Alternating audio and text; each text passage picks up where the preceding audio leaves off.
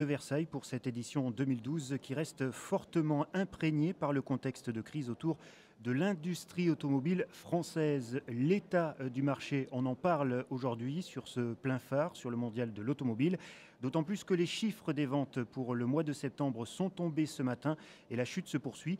On va en reparler dans un instant avec mon invité François Roudier. François Roudier, bonjour. Bonjour. Vous représentez le CCFA, le Comité des constructeurs français d'automobile, et nous allons analyser avec vous ces chiffres et la situation pour les constructeurs français en particulier. Mais on est aussi là pour parler des nouveautés du salon. La plus attendue sur le marché français, celle qui à elle seule est capable de renverser la tendance du marché des ventes en France, j'ai nommé la Renault Clio. Elle revient avec un style plus affirmé et le designer Lorenz von den Acker signe d'ailleurs là son premier véhicule de série pour la marque aux losanges, réinventant le style Renault. Pour nous en parler, on écoute Xavier Cousin, chef du service produit chez Renault. Ce qui différencie Clio par rapport à la précédente génération, c'est d'abord son design. C'est une voiture qu'on a voulu extrêmement attractive, plus dynamique, plus moderne bien sûr. Elle se distingue notamment par son offre de personnalisation, qu'on essaie d'élargir à un maximum de versions. Ça passe par l'intérieur, donc c'est des choix de couleurs et de matières, jusqu'à 4 couleurs différentes pour l'intérieur du véhicule. Ça passe par l'extérieur, différentes zones de personnalisation, éventuellement des strippings pour habiller le véhicule, des zones noires laquées ou d'autres couleurs pour relever le design de la voiture. Et puis une personnalisation qui est un petit peu plus technologique et qui passe par de nouveaux équipements comme AirLink et qui permettent de sonoriser l'intérieur du véhicule pour vous restituer la sonorité par exemple d'une Formule 1, d'une soucoupe volante, d'une Clio V6 ou d'un autre véhicule. Après il y a aussi son contenu technologique qui la démarque de la concurrence, notamment le multimédia, la navigation qui est maintenant connectée, et puis la principale rupture porte après sur les motorisations essence ou diesel qu'on a voulu plus économes et moins émettrices de CO2. Alors Clio 4 est disponible en 2 motorisations essence, dont un tout nouveau moteur 3 cylindres et 3 moteurs diesel en version 75 et 90 chevaux, et pour un prix à partir de 13 990 €. Clio se présente sur une catégorie dominée par les voitures nationales, mais il y a aussi une vraie concurrence entre les marques françaises sur ce créneau. François Roudier, avec Clio, on est sur une gamme de véhicules la plus diffusée en France. Oui, tout à fait, hein. Les voitures Clio, depuis la Clio 1, sont toujours les stars des ventes. Vous avez toujours la guerre éternelle, le combat sans fin entre la marque Renault avec ses Clio et la marque Peugeot avec ses 205, 206, 207 et maintenant 208. 208, le mois dernier, n'était pas encore dans les 10 premières voitures vendues. Ce mois-ci, ça y est, elle est 6e voiture vendue. Voilà, et puis Peugeot présente aussi la Peugeot 208 GTI cette année au Mondial de l'automobile. Alors, François Roudier, on va évoquer les chiffres du mois de septembre avec un nouveau plongeon pour le marché automobile français. Notre marché a plongé un peu plus que ce que nous avions prévu. En fait, il correspond bien à la déprime économique actuelle, hein. On voit un marché qui plonge de plus de 18% en France, où quasiment personne n'est épargné, hein. Les groupes français diminuent un petit peu plus que les groupes étrangers, mais on est quand même toujours dans des baisses à 2 chiffres. Ça devient très conséquent. Et on voit que sur l'année, nous commençons à avoir des prévisions qui baissent par rapport à celles que nous avions fait au premier semestre. Au premier semestre, on vous disait qu'on était à peu près entre moins 8 et moins 10%. Maintenant, on pense qu'on sera à moins 12% si tout va bien. Donc, le marché en fin d'année sera bien en dessous des prévisions. Il sera bien en dessous des prévisions, nettement au-dessous des premières prévisions et peut-être au-dessous de 2 millions de véhicules. Alors, qu'est-ce qui peut expliquer cette différence entre les prévisions et le résultat à la fin de l'année ? L'accentuation de la crise, hein, la crise qui est double et qui touche le gros volume qui concerne les voitures particulières, mais aussi les véhicules utilitaires. Et là, on touche aux 2 aspects de la crise, c'est-à-dire que vous avez une crise à la fois sur les particuliers. On sent bien que la classe moyenne souffre, donc les voitures vendues pour la classe moyenne souffrent, c'est logique. Et on voit que de la part des entreprises, on a un attentisme. On se demande un peu à quelle sauce on va être mangé sur le plan fiscal. Donc on retarde les commandes de renouvellement de flotte. Alors, on l'a évoqué déjà un petit peu, les constructeurs français, une nouvelle fois, souffrent plus que les autres. Pourquoi ? Alors, les constructeurs qui souffrent, et c'est logique, c'est vraiment en Europe, c'est-à-dire que ce sont tous ceux qui font une large partie de leurs ventes sur ce qu'on appelle les voitures générales, c'est-à-dire les voitures de classe le type Clio, type 208, bref, les voitures qui se vendent à la classe moyenne. Actuellement, la classe moyenne en Europe souffre terriblement. Le haut de gamme fonctionne toujours très bien, donc le haut de gamme allemand fonctionne. Et puis on voit un décollage aussi de l'entrée de gamme, parce que cette classe moyenne s'oriente vers des produits moins chers. Donc ce n'est pas le marché français, ce n'est pas un problème franco-français, c'est un problème avant tout de gamme, puisque ce sont avant tout les extrémités du marché dont les chiffres s'améliorent, mais le ventre mou, enfin le plus gros finalement du marché des ventes automobiles en France, lui, ne résiste pas à la crise. Oui, tout à fait, hein, c'est ce qui caractérise vraiment cette crise en Europe. Et il faut bien penser qu'on est sur une crise européenne. Notre marché français ne va certes pas bien, mais nous savons que c'est un problème conjoncturel qui peut durer quand même plusieurs années. Par contre, vous avez dans l'Europe du Sud, en Espagne, en Italie, de véritables problèmes structurels. Ce sont des marchés qui ont vu, comme pour l'Espagne, 60% de leurs voitures disparaître. Et quand on voit la situation économique espagnole, on sait que ces voitures ne reviendront pas. Alors, chez les constructeurs français, est-ce que le renouvellement des modèles est assez rapide lorsque l'on voit par exemple que chez Kia, il y a 4 véhicules nouveaux? Juste avant cela, on va tout de suite faire un tour du côté de Dijon pour une information trafic.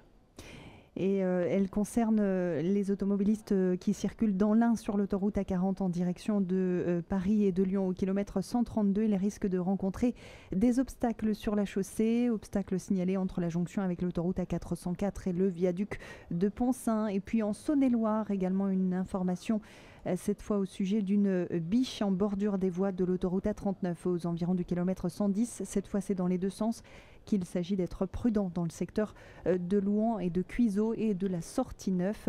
Services de sécurité prévenus et qui vont bientôt intervenir sur place. Voilà. François Roudier, donc effectivement, est-ce que le renouvellement des voitures chez les constructeurs français est suffisant quand on voit que chez Kia, il y a 4 nouveaux modèles cette année au mondial? Alors le renouvellement des voitures, en fait, il a été fait sur les voitures de gros volume cette année. Donc il commence seulement. Un 208 est en vente depuis quelques mois et Clio 4 est en vente depuis l'ouverture du mondial. Donc on est un petit peu entre deux eaux et on sait que tout ça va repartir. Lorsqu'on voit le renouvellement des gammes, même la création de gamme chez Citroën en particulier avec la gamme DS, on voit que ça fonctionne très très bien et les ventes de DS partent très très bien. Par contre, le groupe PSA, pour le citer, a une telle baisse de volume sur ces voitures pour la classe moyenne que malgré ce qu'il gagne actuellement sur les ventes de la gamme DS, du Premium, des 508 chez Peugeot, ne suffisent pas à compenser la perte de volume. Il y a très clairement en France et peut-être même en Europe surproduction pour ces généralistes. Alors on a surtout une baisse de la demande. C'est dans ce sens-là qu'il faut voir d'un côté du tuyau ou de l'autre. En fait, il y a une baisse de la demande. Est-ce que cette demande est durable ou pas durable? Derrière, il faut voir comment s'adapte l'outil industriel. Nous cherchons en France à augmenter la valeur ajoutée par voiture, c'est-à-dire augmenter, avoir des voitures qui se vendent plus cher et qui nous feront gagner de l'argent. Sans profit, nous ne tiendrons pas dans notre industrie. Donc derrière, il faut adapter les usines en fonction de ce critère-là. Hein. Il faut bien sûr avoir des usines qui produisent un gros volume, mais surtout des usines qui produisent des voitures plus chères. Alors, est-ce que le marché des véhicules électriques peut, quant à lui, relancer l'industrie automobile française? En partie, oui, parce que l'électrique, il faut voir chez Renault particulièrement, l'électrique, c'est du haut de gamme. Le haut de gamme en France, c'est pas forcément la grosse berline allemande à 200 000 euros. Hein. Nous avons un haut de gamme dans chacune des gammes où les Français sont reconnus. Donc vous pouvez avoir des petites voitures haut de gamme. Le meilleur exemple, c'est DS. Chez Renault, vous aurez du haut de gamme dans une catégorie de voitures qui ressemble à la Clio, qui sera la Zoé, la voiture électrique qui est présentée et qui visiblement séduit tous les médias. Donc le haut de gamme, c'est vraiment aller un petit peu plus, faire du premium chez PSA, comme on l'appelle, sur chacune des gammes. Donc l'électrique, oui, va être une des solutions de relance de l'industrie automobile française. Alors, véhicules électriques, haut de gamme, il y a aussi un marché sur lequel les Français se comportent pas trop mal, c'est celui des véhicules utilitaires légers. Ce marché est essentiel en France. Hein. Il faut voir que nous avons une part de marché considérable. En France, nous tenons les 2 tiers du marché. Il est par contre extrêmement lié à la conjoncture économique. Si le bâtiment va mal, nous perdons nos principaux clients et qui utilisent bien sûr tous ces petites camionnettes et fourgonnettes. Donc là, nous avons un marché qui est très très lié à l'activité économique. C'est pour ça que de la part du gouvernement, nous souhaitons avoir une vision très claire sur tout ce qui est fiscal et qui peut effrayer nos clients pour renouveler leur flotte. Alors les utilitaires légers sont très présents, notamment en Europe de l'Est, en Europe centrale également. En ce qui concerne les autres marchés un peu plus éloignés, la Chine, l'Amérique du Sud, l'Inde, la Russie, des marchés émergents, est-ce que les Français n'ont pas trop tardé pour aller sur ces marchés quand on voit la réussite de Volkswagen notamment? Alors on a une situation un peu différente selon les groupes français, hein. Vous avez un groupe Renault qui, à travers son alliance avec Nissan, lorsque Nissan était en faillite et que Carlos Ghosn a remonté cette société qui disparaissait, en a pris 44%. Donc à chaque fois qu'une Nissan se vend dans le monde, Renault en touche 44%. Quand les taxis new-yorkais deviennent tous Nissan, Renault en profite largement. Et d'ailleurs, dans leur compte, on voit la part de Nissan qui est considérable. Donc ils ont abordé le hors Europe en partie avec Nissan. Chez PSA, vous avez plusieurs démarches. La Chine a été lancée il y a longtemps, mais hélas avec un mauvais partenaire. Donc l'année dernière, PSA a revu toute son organisation en Chine. Ça commence à partir, mais ça ne donne pas encore vraiment à plein régime ce que cela devrait donner. François Roudier, on a évoqué les mauvais chiffres de ce mois de septembre et pour l'année 2012, on le sait, ce sera un mauvais bilan sur le marché des ventes de véhicules neufs. Quelle sera la tendance pour 2013? Faut-il attendre justement d'éventuelles mesures du gouvernement? Alors la tendance sur 2013, 2014 et peut-être même 2015 ne sera pas bonne, hein. Nous voyons comment nos marchés dits d'Europe du Nord souffrent raisonnablement. L'Allemagne va peut-être être à zéro, le Royaume-Uni repart un petit peu, mais au-dessous des niveaux d'avant la crise financière de 2008.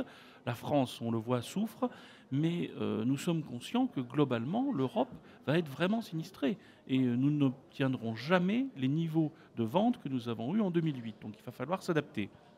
Donc pour le gouvernement français, une aide sur tous les moyens qui permettent socialement de passer la crise, réduire la voilure. On a vraiment besoin d'être en partenariat avec le gouvernement sur tous ces sujets-là. Et vous êtes confiant pour arriver à avoir ce type de mesures qui encadrent l'industrie automobile? Oui, on essaye de travailler avec eux sur beaucoup de sujets. On voit que le gouvernement a compris nos besoins de montée en gamme, de travail sur l'innovation, la recherche et le développement. C'est quand même l'essentiel de nos budgets de recherche.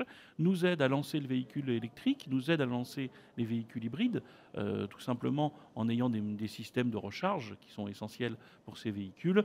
Et sur ça, c'est déjà un bon point. Derrière, nous savons que le gouvernement a quand même peu de moyens, donc on n'aura pas une deuxième prime à la casse. Merci François Roudier. Merci. Voilà, plein phare sur le mondial de l'automobile continue dans 3 quarts d'heure avec Florent Collange qui sera aux manettes. Nous allons d'ailleurs évoquer le stand Renault.